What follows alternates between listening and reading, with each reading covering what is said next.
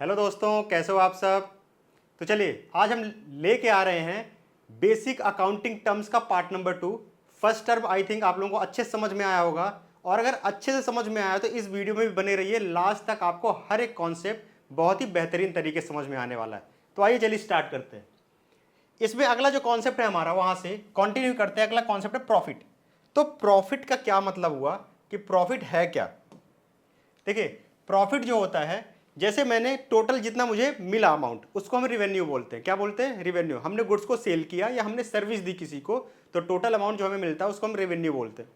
अब उसके बाद उसी रिवेन्यू को जनरेट करने के खर्चे भी तो करेंगे। एम्प्लॉय को रख लिया और अपने यहाँ गुड्स खरीदा होगा, हमने रेंट पे लिया होगा तो रेंट पेड किया होगा। तो जो भी खर्चे हमने उसके लिए किए हैं, मतलब उस गुड्स को बनाने के लिए या उसके लिए जितने भी एम्प्लॉय हमारे यहाँ काम कर उनको सैलरी दी होगी, वेजेस दिया होगा, तो उसको हम क्या बोलते हैं? एक्सपेंसेस।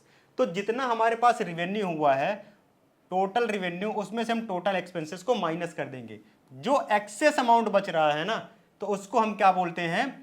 प्रॉफिट। कैसे? रिवेन्यू था 5 लाख का, एक्सपेंसेस था 4 लाख का, प्रॉफिट कितना हो गया? 1 लाख। सेल्स थी 10 लाख की, एक्सपेंसेस किया 8 लाख का, प्रॉफिट कितना हो गया? 2 लाख। सर्विस हमने दी 3 लाख की, उसके लिए एक्सपेंस किया था 220, तो प्रॉफिट कितना हो गया? 80,000। तो ये है हमारा प्रॉफिट।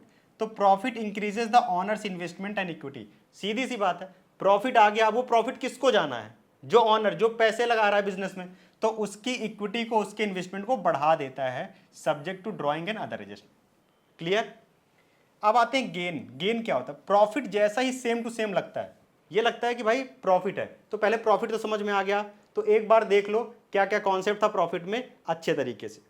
ठीक है, आइए अब चलते हैं दूसरे कॉन्सेप्ट पे, जिसका नाम है गेन। गेन का मतलब क्या होता है? प्रॉफिट और गेन सेम सेम नहीं लग रहा है कि गेन प्रॉफिट गेन, ऐसा लग रहा है कि नहीं, लेकिन ये हमारी रेगुलर और बिजनेस एक्टिविटीज से रिलेटेड है। बिजनेस की रेगुलर एक्टिविटीज से ये है प्रॉफिट। कभी कभी क्या होता है, जो हमारी नॉन ऑपरेटिंग एक्टिविटीज होती है ना, मतलब है तो हमारे बिजनेस में ही हो रहा है सब कुछ, लेकिन गुड्स से, जिस चीज का हम बिजनेस कर रहे हैं उससे रिलेटेड नहीं है। जैसे मैंने एक बिल्डिंग खरीदी थी और वो बिल्डिंग को मैंने यूज किया था, और बिल्डिंग को यूज करने के बाद 15 साल बाद मैंने वो बिल्डिंग बेच दी। अब उसको बेचने पे जो प्रॉफिट होगा वो हो जाएगा हमारा गेन। तो गेन क्या होता है? गुड्स को बेचने नहीं, जिस चीज का हम बिजनेस कर रहे हैं उसको बेचने से प्रॉफिट नहीं, हम जो चीज यूज कर रहे हैं उसको बेचने से जो हमें प्रॉफिट हो जाता है, उसको हम क्या बोलते हैं? गेन। तो यहां पे लिखा हुआ monetary benefit. Monetary benefit arising from incidental या नॉन ऑपरेटिंग ट्रांजेक्शन से। कैसे? एग्जांपल में, बिल्डिंग को बेचा, कैरिंग अमाउंट, मतलब जितना हमने उसकी अमाउंट लिखा था, मान लो हमने लिखा था अभी बिल्डिंग का अमाउंट बचा हुआ है 10 लाख, और वो सेल हो गई कितने में? 12 लाख में। तो जो 2 लाख रुपए का हो गया वो क्या हो गया? गेन। मशीनरी सोल्ड की प्रॉफिट में, तो गेन हो गया। इन्वेस्टमेंट सोल्ड किया, गेन हो गया। ये हमारा बिजनेस का मेन काम नहीं है। इन्वेस्टमेंट करना बिजनेस का काम है क्या? नहीं। ये अदर देन, हम कर जरूर रहे हैं क्योंकि हमारे पास एक्स्ट्रा पैसा बचा हुआ है, लेकिन ये अदर देन बिजनेस की एक्टिविटी है, तो वहां पे हम क्या बोलेंगे? इसको गेन बोलेंगे। ठीक, तो इसमें क्या होता है? ये नॉन रूटीन नेचर का होता है। कैसा होता है? नॉन रूटीन वाली एक्टिविटी से होता है। Whereas operating profit comes from the normal business. जो ऑपरेटिंग प्रॉफिट होता है वो नॉर्मल बिजनेस से होता है, गेन जो होता है वो नॉन रूटीन वाली एक्टिविटीज से होता है। लॉस क्या होता है? प्रॉफिट का उल्टा। प्रॉफिट में क्या होता है? एक्सेस अमाउंट होता है, और ये total expenses over total revenue, मतलब जब हमारा टोटल एक्सपेंसेस ज्यादा हो जाए हमारी रेवेन्यू से, मतलब जितना हमारे पास पैसा आया हुआ है, तो हमें लॉस हो जाएगा। कैसे? रेवेन्यू हुआ 5 लाख का, एक्सपेंस था 5,40,000 का। देखो एक्सपेंस बढ़ गया ना इस बार, और यहां पे टोटल रिवेन्यू एक्सेस होता है, बढ़ता है, और यहां पे टोटल एक्सपेंस बढ़ जाता है, उसको हम क्या बोलते हैं? Loss. Stock destroy by fire, मतलब हमारा इस गुड्स तो चला गया लेकिन मुझे बदले में कुछ मिला ही नहीं, पैसे मिलने चाहिए थे ना। गुड्स लॉस्ट बाई फायर का मतलब क्या हुआ? आग में गुड्स जल गए, हमें उतने पैसे नहीं मिल पाएंगे, वो है। कैश स्टोलन, हमारे यहां से कैश क्या हो गया? चोरी हो गया, वो भी लॉस है। मशीनरी डैमेज हो गई एक्सीडेंट में, मतलब मशीनरी में, मैंने मशीनरी लेके आया था, वो मशीन थी हमारी 5 लाख की, वो डैमेज हो गई, पूरी तरीके से खराब हुई एक्सीडेंट में, तो क्या हुआ हमारे लिए? लॉस। इसका मतलब लॉस का सिंपल 2 मतलब होता है। पहला लॉस तब होता है जब हमारे खर्चे ज़्यादा बढ़ जाएं और हमारी जो इनकम है, जो रिवेन्यू है, वो कम रहे। ठीक है। दूसरा क्या होता है कि हमारे पास से कोई चीज़ जा तो रही है लेकिन हमें उसके बदले में पैसे नहीं मिल रहे। गुड्स चला गया, भाई आग लग गई, गुड्स तो हमारे पास से गया ना, हमारे स्टॉक से तो कम हो गया, लेकिन क्या उसके पैसे मुझे मिले? नहीं मिले। एक मशीन मैं लाया था, एक्सीडेंट में खराब हो गई, तो वो मशीन हमारे हाथ से तो चली गई, लेकिन क्या मुझे उसके पैसे मिले? नहीं मिले। वो सब क्या कहलाएगा? हमारा लॉस कहलाएगा। आई थिंक समझ में आ गए होंगे ये तीनों टॉपिक आपको अच्छे तरीके से। चलिए एक बार देख लीजिए, नोट कर लीजिए, चलते हैं फिर आगे। आइए नेक्स्ट टॉपिक में क्या है? परचेजेस। परचेज का मतलब सब जानते हैं। देखो परचेज क्या होता है? एक तरीके से जो गुड्स हम बेचना चाह रहे हैं, जिस गुड्स का हम बिजनेस करना चाह रहे हैं, उसको खरीदना। क्लियर है? सेम अगर देसी भाषा में बोला जाए तो यही होता है। अगर देसी लैंग्वेज में बोलूं तो सिंपल सी बात है, जो हम बिजनेस कर रहे हैं, अगर मैं मान लो कि कपड़े का बिजनेस कर रहा हूं, तो मैं कहीं ना कहीं से वो कपड़े खरीद के लाऊंगा, उसी को हम क्या बोलते हैं? परचेजेस। और गुड्स उसको बोला जाता है जिस चीज का हम बिजनेस कर रहे होते हैं। तो कह रहा है कि goods purchased bye a business for resale, मतलब हम वो गुड्स क्यों लाते हैं? हम कपड़े क्यों ला रहे हैं? भाई क्योंकि मुझे बेचना है, इसीलिए तो हम खरीदते हैं। तो कह रहा है कि जो रीसेल करने के लिए लाते हो या मैन्युफैक्चर करने के लिए लाते हो, मैन्युफैक्चर के लिए जो मटेरियल आपने खरीदा हुआ है, उसको हम क्या बोलते हैं? परचेजेस। मान लो कि हम ये शर्ट बनाते हैं, अभी तो हम एक देखो दो शॉप होती है, एक मैन्युफैक्चरिंग बिजनेस होता है, एक रिटेल बिजनेस होता है। रिटेल का मतलब क्या होता है? हम ये कपड़े खरीद कर लाते हैं फिर बेचते हैं। मैन्युफैक्चरिंग बिजनेस का तो ये हम खुद बनाते हैं फिर बेचते हैं। तो जब ये बना रहा हूं तो इसके लिए जो रॉ मटेरियल वगैरह लगेंगे ना, जो कलर लगेगा, रॉ मटेरियल लगेंगे, उसको जब मैं खरीद के लाऊंगा तो परचेजेस में आएगा। ठीक है? अगर मैं ये शर्ट खरीद के बेच रहा हूं, तो जब ये शर्ट खरीदने जाऊंगा तो पूरी की पूरी शर्ट मेरे लिए क्या हो जाएगी? परचेजेस के नाम से आ जाएगी। इसके बाद जैसे cloth dealer buy cloth for resale, ये है। Grocery shop buy grocery item for resale. Manufacturing buys raw material, जो मैन्युफैक्चर कर रहे हैं वो रॉ मटेरियल खरीद रहे हैं। स्टेशनरी का ट्रेडर है, वो पेन और पेंसिल वगैरह खरीद रहा है, वो उसके लिए क्या है? परचेजेस। परचेज रिटर्न का मतलब क्या होता है? परचेज रिटर्न का मतलब होता है कि जो goods purchase from supplier and subsequently return to them, मतलब जो गुड्स हमने यहां पे खरीदा था, जो परचेज किया था, उसी गुड्स को क्या कर देना? वापस कर देना। कैसे? इसी को हम दूसरे नाम से भी जानते हैं, रिटर्न आउटवर्ड। क्यों बोला जाता है रिटर्न आउटवर्ड? आउटवर्ड मतलब गुड्स जा रहा है हमारे पास से बाहर की ओर, और वो भी किस लिए? रिटर्न हो रहा है। वो रिटर्न होके जब जो गुड्स खरीदा हुआ बाहर जा रहा है, आउटवर्ड मतलब बाहर की ओर। जब हम खरीदा हुआ चीज रिटर्न करते हैं तो बाहर की ओर जाता है, तो इसलिए रिटर्न आउटवर्ड। सेल रिटर्न में ऐसा होता है कि वो अंदर हमने बेचा था, अब वो आ रहा है मेरे पास, उसको बोलते हैं return inward. Example, defective goods था, चला गया। डैमेज गुड्स था, रिटर्न हो गया। रॉन्ग क्वांटिटी थी, रिटर्न हो गई।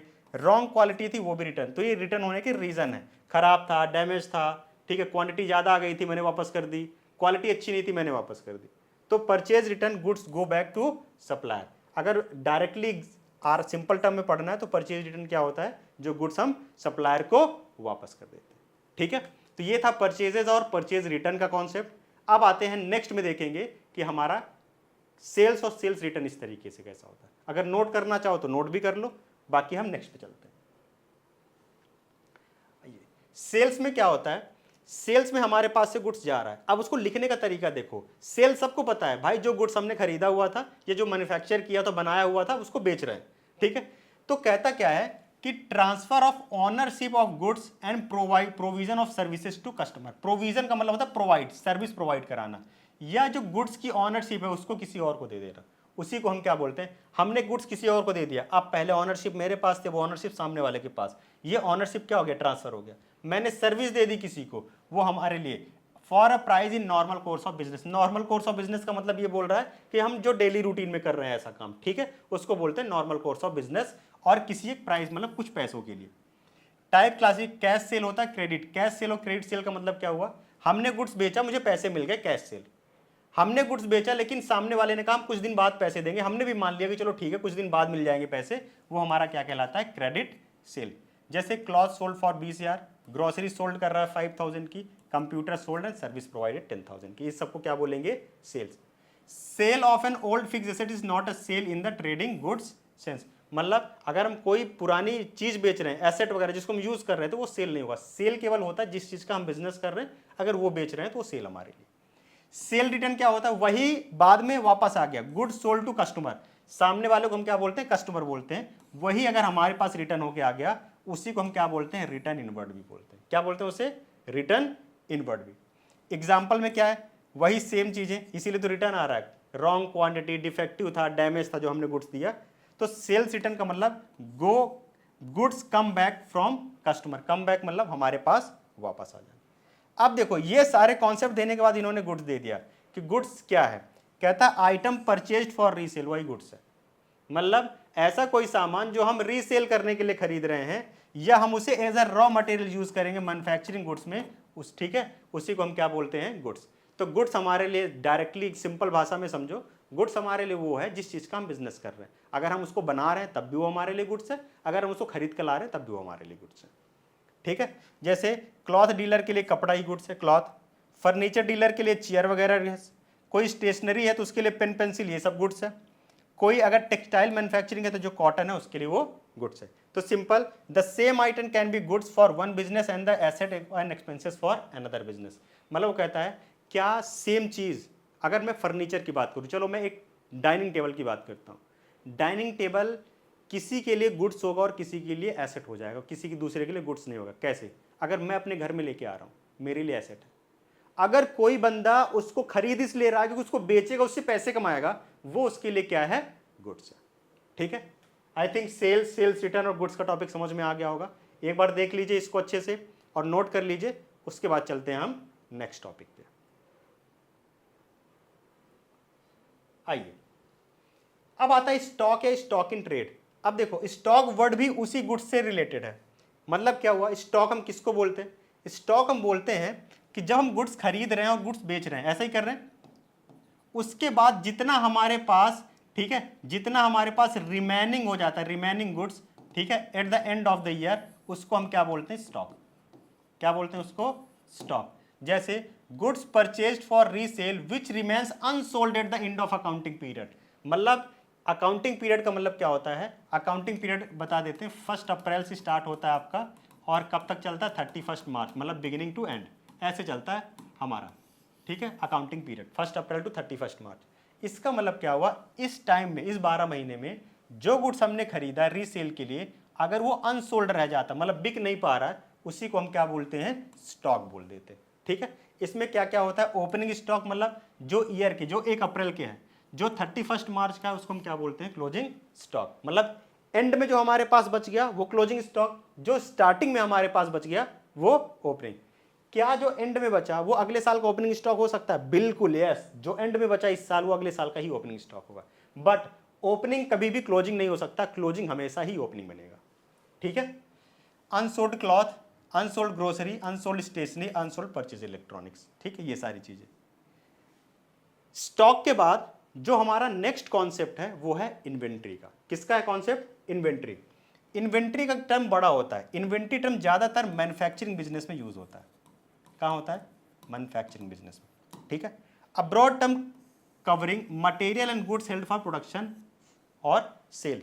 मतलब इसमें बहुत सारी चीज आती है, इसमें मटेरियल भी आ जाता है, गुड्स भी आ जाता है, जो मैन्युफैक्चरिंग के लिए फिर सेल के लिए, सारा ब्रॉड सेम कॉन्सेप्ट है। बस इतना है कि जो मैन्युफैक्चरिंग वाला होता है उसको स्टॉक नहीं बोलते, उसको हम क्या बोलते, जैसे हमारे पास रॉ मटेरियल बच गया उसको हम इन्वेंट्रीज बोलते हैं। क्या बच गया, रॉ मटेरियल। तो जनरली क्या होता है, इन्वेंट्री में ये भी चीजें इंक्लूड होती हैं। तो इन्वेंट्री एक ब्रॉडर कॉन्सेप्ट है, ब्रॉडर का मतलब बड़ा कॉन्सेप्ट है, जहां पे हम अगर मैन्युफैक्चरिंग कर रहे हैं तो वो वाली भी चीज रखते हैं, सेल कर रहे हैं तो गुड्स वाला भी रखते हैं।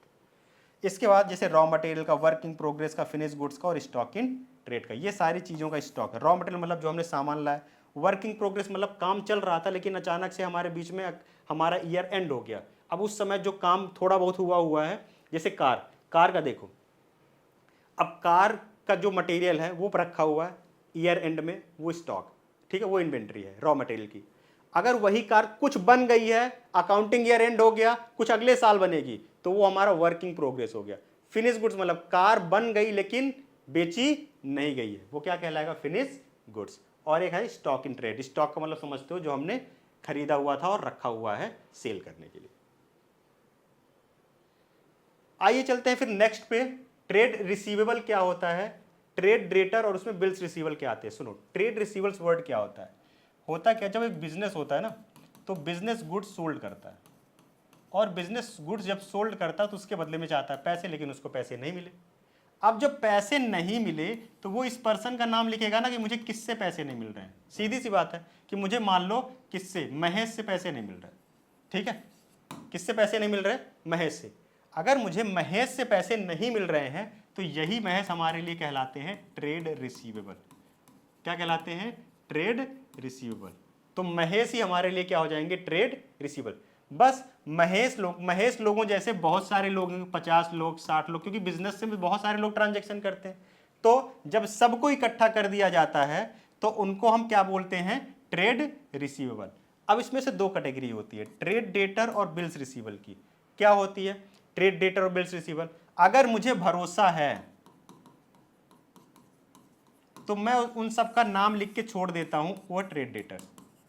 क्या है, ट्रेड डेटर्स।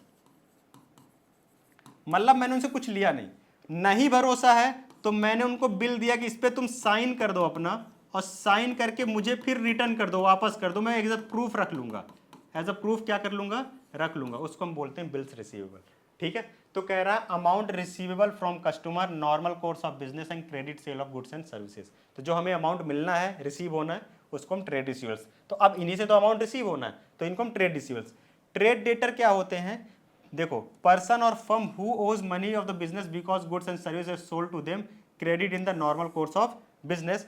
और यहां पे लिखा है तो bills of exchange accepted by the customer and debtor. Bills of exchange मतलब वही, पहले बिल लिया, जैसे हमने सेल किया तो हमने एक बिल बनाया, मैंने दिया सामने वाले को, लो भाई इस पे तुम साइन करके दो मुझे, उसने मुझे साइन करके वापस रिटर्न कर दिया, फिर मेरे पास, हमने उसको एज अ प्रूफ रख लिया कि मुझे इस पे पैसे लेने हैं, तो वो बिल्स रिसीवेबल कहलाए। अगर नहीं करवाया तो उस पर्सन को हम किस कैटेगरी में डाल देंगे, ट्रेड डेटर्स में।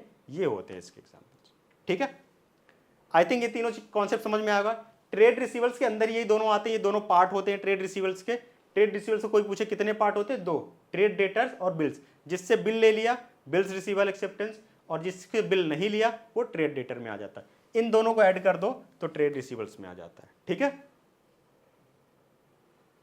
आइए अब सेम यही है, ट्रेड पेबल, ट्रेड क्रेडिटर। और हमने गुड्स तो खरीदा लेकिन हमने पैसे नहीं दिए, हमने गुड्स परचेज किया लेकिन हमने amount payable to supplier in normal course of business for credit purchase of goods and services.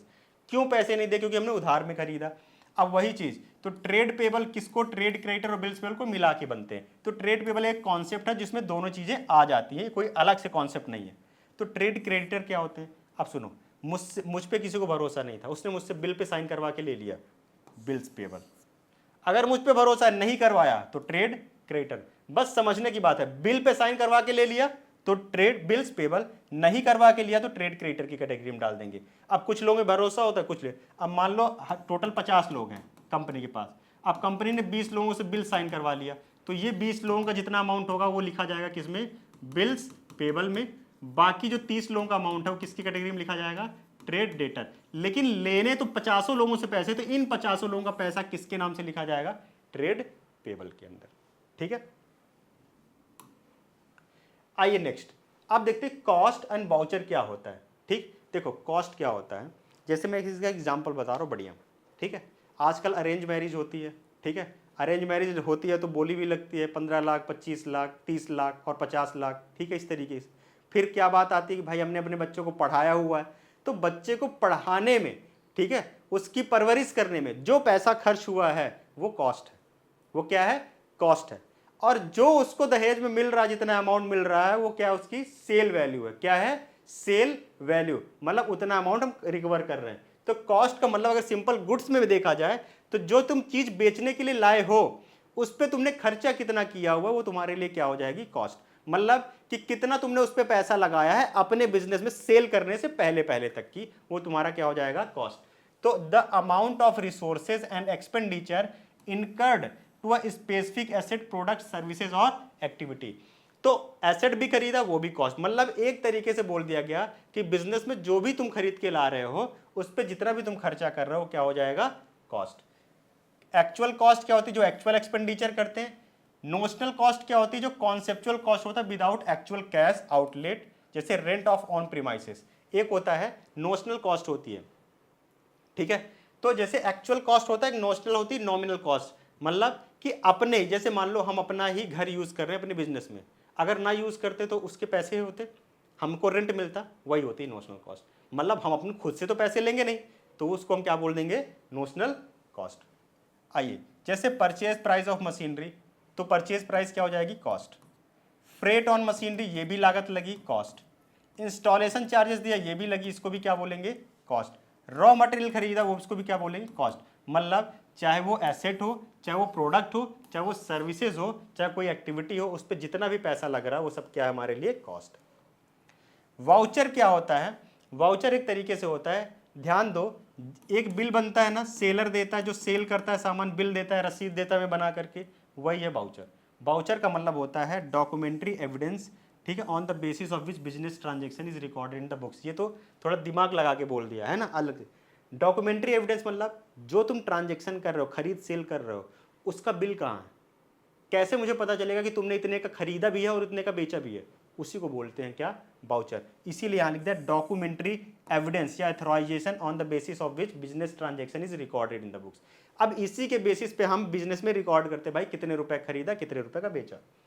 जैसे कैश पेमेंट वाउचर है, कैश रिसीव्ड वाउचर है, परचेज की इनवॉइस है जब परचेज करते हैं, सैलरी पेमेंट का वाउचर है, उसकी स्लिप्स है। यहां तक समझ में आ गया। अब आओ चलते हैं डिस्काउंट पे कि डिस्काउंट क्या होता है। देखो डिस्काउंट क्या होता है कि जब हम अपनी जो सेलिंग प्राइस होती है ना, जैसे मुझे सेल करना है, मेरे गुड्स की प्राइस है 15,000 रुपये, लेकिन उसमें से मैंने कुछ अमाउंट कम कर दिया, उसमें से मैंने क्या कर दिया, कुछ कम कर दिया, किसके लिए, ताकि वो गुड्स अच्छे से बिक जाए या तुरंत पैसे मुझे मिल जाए, उसको हम बोलते हैं डिस्काउंट। डिस्काउंट में दो तरीके के डिस्काउंट आते हैं, एक होता है ट्रेड डिस्काउंट और एक होता है कैश डिस्काउंट। ट्रेड डिस्काउंट क्या होता है, reduction allowed by the seller from the list या catalogue price of an a bulk और ट्रेड परचेज। मतलब क्या होता है कि जब हम बल्क में लेने लिए जाते हैं, कभी देखो जब शादी ब्याह होता है गांव में, तो गांव में शादी ब्याह होता है तो बहुत सारी साड़ियाँ, बहुत सारी शॉपिंग करते हैं लोग, करते हैं कि नहीं करते, तो उसमें जाके पहले ही दुकानदार को समझा देते हैं भाई हमें 50 लेना है, 50 साड़ियाँ लेनी है, 50 सेट कपड़े लेने हैं, ठीक है, अपने लोगों को बांटने के लिए, देने के लिए, क्या प्राइस लगाओगे, वो पहले ही डिस्काउंट, वो ट्रेड डिस्काउंट होता है, ठीक है। अब मान लो डील हो गई, अब डील होने के बाद मान लो डील इतने में हुई, सामान उन्होंने खरीदा, उन्होंने डिस्काउंट दे दिया पहले ही, अब 50,000 रुपये मान लो कि लड़की वालों को देना है, किसको, दुकानदार को। अब वो 50,000 रुपये जो देना है, अब वो कह रहे हैं नहीं चलो बाद में देंगे, कुछ अभी दे देते, कुछ बाद में दे देते हैं। दुकानदार ने फिर बोला, क्योंकि वो क्या सोच रहा है कि मुझे पैसे तुरंत मिल जाए, तो जब वो तुरंत पैसों के लिए बोला कि अगर आप 50 नहीं, अगर आप यहाँ पे मुझे तुरंत पैसे पूरे देते हो तो मैं उसमें थोड़ा सा कुछ और डिस्काउंट, उसको बोलते हैं कैश डिस्काउंट। कैश डिस्काउंट कभी गुड्स के लिए नहीं होता, तुरंत पेमेंट पाने के लिए या पेमेंट देने के लिए होता है, उसको हम क्या बोलते हैं, कैश डिस्काउंट। तो एक होता है प्रॉम्प्ट पेमेंट, प्रॉम्प्ट का मतलब होता है तुरंत पेमेंट के लिए, तो ट्रेड डिस्काउंट होता है बल्क के लिए। जो कैश डिस्काउंट होता है वो रिडक्शन अलाउ करता है promptly payment with in specific time. Specified time के लिए मतलब अगर आपने कहा कि भाई ठीक है अगर आप 15 दिन के अंदर मुझे पेमेंट कर दोगे या तुरंत पेमेंट कर देते हो तो हम आपको इतना और डिस्काउंट दे देंगे, उसको बोला जाता है क्या, कैश डिस्काउंट। कैश पाने के लिए, कैश देने के लिए जो डिस्काउंट मिलता है उसको हम क्या बोलते हैं, cash discount. 5% discount for immediate payment, 2% discount for payment with in 10 days, discount allowed a debtor too early settlement, मतलब जल्दी से सेटलमेंट करने के लिए, उसको हम क्या बोलते हैं। अब ये वाला जो डिस्काउंट होता है ना, ये हमेशा याद रखना लिस्ट या कैटलॉग प्राइस पे दिया रहता है, ये क्वेश्चन में हमेशा गिवन होता है लिस्ट प्राइस, अगर ये दिया है तो। क्लियर है, आ गया समझ में अच्छे तरीके से। चलिए अब चलते हैं आगे। रिबेट क्या होता है, रिबेट भी एक तरीके का डिस्काउंट ही होता है, लेकिन पता है ये रिबेट क्यों दिया जाता है, पुअर क्वालिटी गुड्स के लिए। अब कभी कभी देखो गुड्स आते आते खराब हो जाते हैं या रखे रखे दुकानों में खराब हो गए, दुकानदार ने तुरंत रिबेट कर दिया, हम 50% छूट दे रहे हैं। आप भी कहीं जाते होंगे, देखते होंगे किसी दुकान में कि कहीं से थोड़ा सा जीन्स वगैरह देखो स्क्रैच लगा हुआ है, कहीं कपड़े में थोड़ी सी अगर है ना डेंटिंग पेंटिंग है, तो वो तुम तुरंत वो दुकानदार बोलेगा हम आपको 40% छूट दे देते हैं, आप ये ले लो। आपको भी लगता है अरे चलो ठीक है यहाँ थोड़ा सा कट लगाओ, कौन देख रहा है, पहन ही लेते। तो उस तरीके का जो डिस्काउंट मिलता है ना हैवी, उसको हम रिबेट बोलते हैं। क्या बोलते हैं उसको, rebate. Reduction in the value of goods after the sale allowed for reason other than trade discount and cash discount, it may be given a poor quality of goods not matching specification।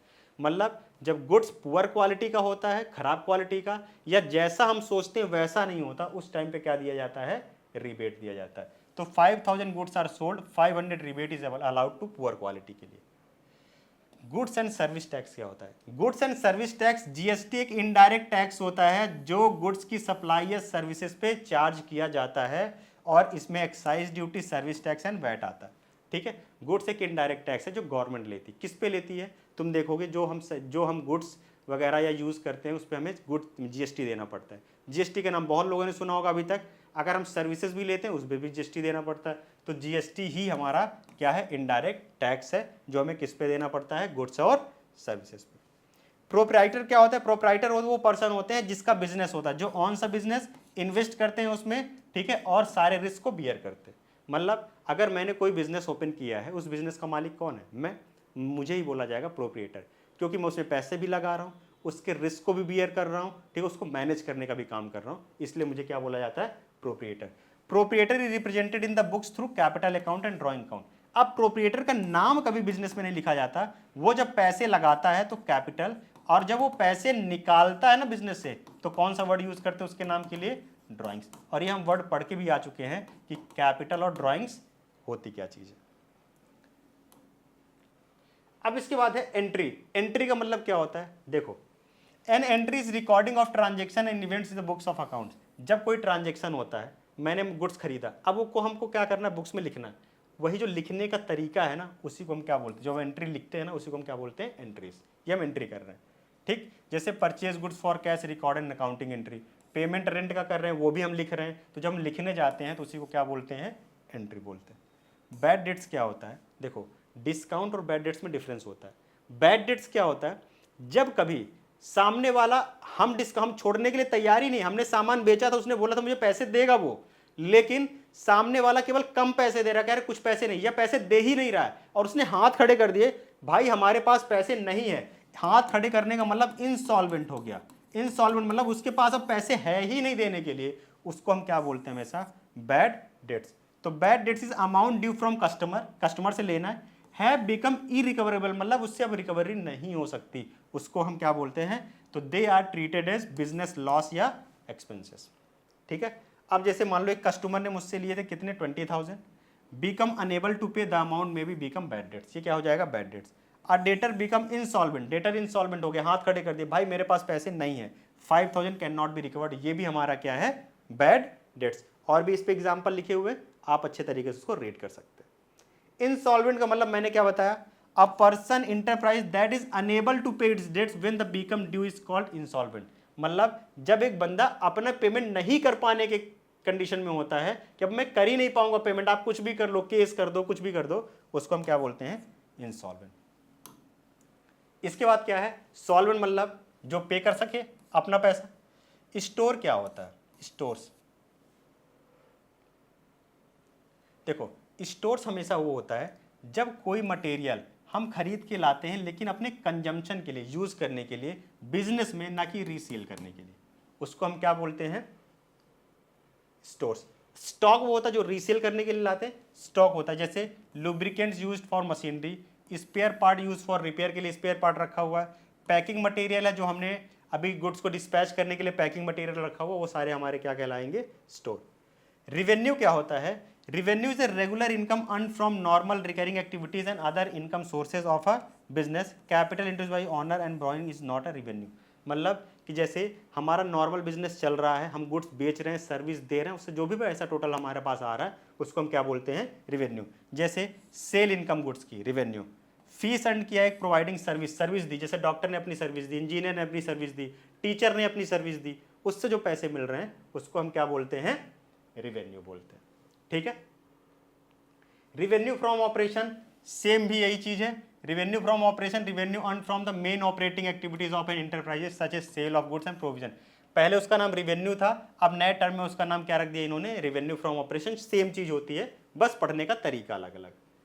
Turnover क्या होता है, turnover generally क्या होता है कि जैसे हमने बोला turnover generally means the total sales. Turnover generally क्या होता है, जितना हम सेल करते हैं। अगर मैं महीने का निकालूं तो महीने का निकल सकता है, अगर मैं साल का निकालूं साल का हो सकता है, अगर मैं एक हफ्ते का निकालूं तो एक हफ्ते का निकल सकता है। लेकिन 1 वीक, 1 ईयर, 1 मंथ जब भी निकालूं, वो टोटल सेल, जितना मैंने टोटल सेल किया है वही हमारा क्या कहलाएगा, turnover. Made by business during a particular period, the exact meaning can very with the accounting tax context. Monthly cell 8 lakh, ये भी हमारा टर्नओवर है मंथ का। एनुअल सेल 1.2 करोड़, ये उस ईयर का है। A retail calculates turnover by totalling sale during the period, जितना उन्होंने सेल किया है उसी को क्या मानते हैं, टर्नओवर। ठीक है यहां तक। अब आते हैं अगला, लाइव स्टॉक। लाइव स्टॉक का मतलब क्या होता है, लाइव स्टॉक मतलब जैसे जानवर पालना। किसी को क्या होता है, कोई घोड़े पाल लेता है, कोई बकरी पाल लेता है ना, गोट, ठीक, हॉर्सेस, ठीक है, कोई गाय भैंस पाल रहा है देखो, तो उसको हम क्या बोलते हैं, लाइव स्टॉक। तो कोई इस चीज़ का बिजनेस कर रहा है तो हम उससे क्या बोलते हैं, लाइव स्टॉक। लाइव स्टॉक मतलब जो जिंदा है ना, उसको हम क्या बोलते हैं, लाइव स्टॉक। जैसे डेयरी वगैरह, फार्मिंग वगैरह करते हैं, उसको हम बोलते हैं लाइव स्टॉक। इन्वेस्टमेंट क्या होता है, देखो इन्वेस्टमेंट एक तरीके का होता है कि जब हम कभी अपना पैसा लगाते हैं किस में, किसी भी एसेट में, जैसे शेयर्स हो गए, डिवेंचर्स हो गए, ठीक है, किसके लिए, कि ताकि मुझसे से कमाने को मिले, कुछ अर्निंग हो, उसको हम क्या बोलते हैं, इन्वेस्टमेंट। अब जैसे मैंने अपने बिजनेस के लिए एक मशीन खरीदी, तो मैंने उससे अर्निंग के लिए नहीं सोचा था कि इससे पैसे आएंगे। मैंने कोई बिल्डिंग खरीद ली बाहर, अपने बिजनेस के लिए बाहर, अब उससे रेंट आएगा, ये है इन्वेस्टमेंट, ठीक है। हमने शेयर्स खरीद लिया, डिविडेंड मिलेगा, शेयर्स की वैल्यू बढ़ेगी, ये हमारे लिए इन्वेस्टमेंट है। तो purchase of share of company, ये इन्वेस्टमेंट है। परचेज ऑफ कॉर्पोरेट डिवेंचर, ये है। बुक वैल्यू क्या होती है, बुक वैल्यू होती है और एक होती है मार्केट वैल्यू। बुक वैल्यू होती है जब हम कोई एसेट खरीदते हैं और वो एसेट खरीदा कितने में, 10 लाख में, और यही एसेट की वैल्यू हमने 10 लाख लिख दी और हमेशा लिखी रहने दी, यही हमारी बुक वैल्यू। भले आज उसकी मार्केट वैल्यू 12 लाख है, लेकिन हमने लिखी कितनी, 10 लाख, जितने में खरीदी थी, वही हमारी क्या होती है, बुक वैल्यू। तो book value is the value of asset of recorded in the books of accounts generally after considering accumulated depreciation other relevant adjustment. तो अगर हम यूज करते जा रहे हैं उस एसेट को, मान लो इस साल हमने यूज किया, तो सुनो, यूज करने पे एक टर्म याद रखे रहना, डेप्रिसिएशन लगाते हैं, 1 लाख, अब कितनी बची हुई है, 9 लाख, ये बुक वैल्यू। अगले साल फिर 1 लाख का यूज कर लिया, अब कितनी बची हुई, 8 लाख अगले साल, तो अगले साल की वैल्यू 8 लाख। तो बुक वैल्यू होती है जो यूज करने के बाद हमारी वैल्यूज बची हुई है, बुक्स में लिखी हुई है, ठीक है।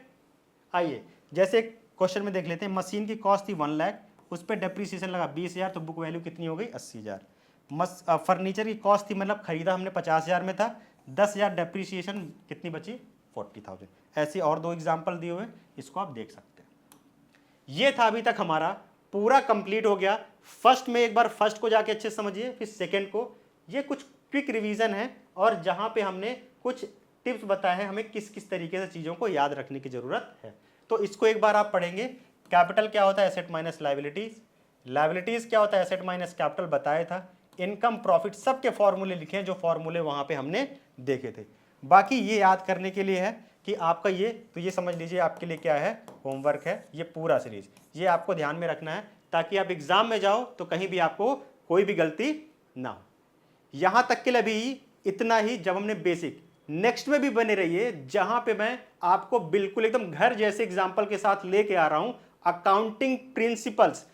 इस बार अकाउंटिंग प्रिंसिपल्स आपके पूरा दिमाग में सेट हो जाएगा कि किस तरीके से अकाउंटिंग प्रिंसिपल्स होते हैं और उसे यूज कैसे करना है, क्योंकि हमने बहुत सारी वीडियोस में देखा भी है, बच्चे मुझसे बहुत सारे ऑफलाइन क्लास में बोलते भी रहते हैं, सर ये अकाउंटिंग प्रिंसिपल एक ऐसा टॉपिक है जो मुझे समझ में नहीं आ रहा है। तो बिल्कुल निराश मत होइए, मैं आपके लिए लेके आ रहा हूं अकाउंटिंग प्रिंसिपल, और एक एक प्रिंसिपल्स आपके दिमाग में सेट कर दूंगा और उससे आपको बहुत ईजी लगने लगेगा। तो अभी इस वीडियो में सिर्फ इतना ही, मिलते हैं बहुत ही जल्द नेक्स्ट वीडियोस में।